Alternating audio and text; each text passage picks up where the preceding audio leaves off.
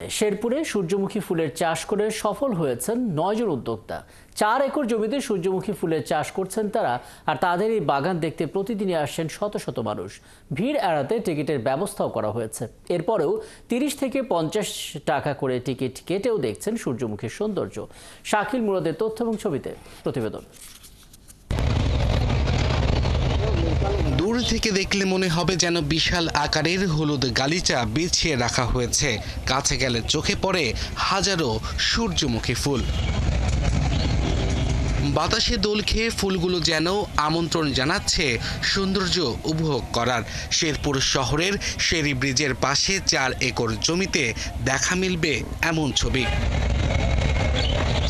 দিনভর এই সূর্যমুখী বাগানে ভিড় করছেন কয়েকশো মানুষ।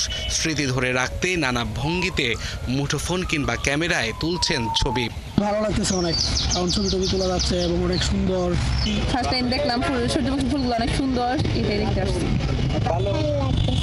এই ক্ষেত্রে আমাদের জ্যাঠা করেছে। তবে এই বাগানে প্রবেশ করতে হলে দর্শনার্থীদের গুনতে হয় ৩০ থেকে ৫০ টাকা।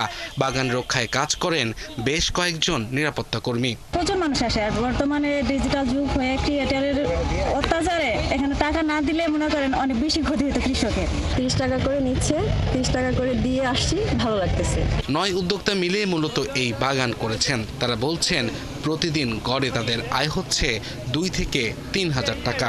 এইখানে অনেকে ঘুরতে আসে, আশা করে ফুল টুল আপনার ভেঙে ফেলে, গাছ ভেঙে ফেলে, এর কারণে আমরা অনেক ক্ষতিগ্রস্ত হই।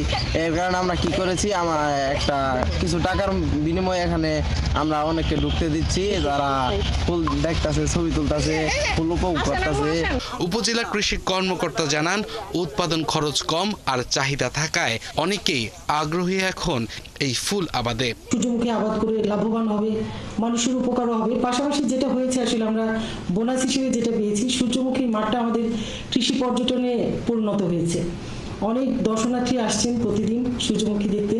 বর্তমানে ভোজ্য তেল হিসেবে বাড়ছে এই তেলের চাহিদা। হার্ট, লিভার, কোলেস্টেরল সমস্যায় ভুগছেন এমন ব্যক্তিদের সূর্যমুখীর তেলে রান্না করা খাবার খাওয়ার পরামর্শ দেন চিকিৎসকরা। আব্দুল আল মামুন, ৭১।